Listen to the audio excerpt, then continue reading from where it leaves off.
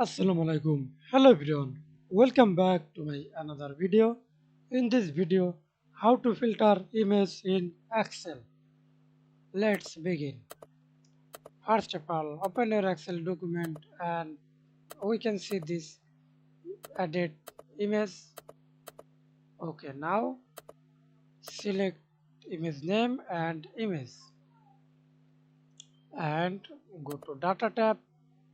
Now we can see filter logo or shortcut keyboard Ctrl Shift L.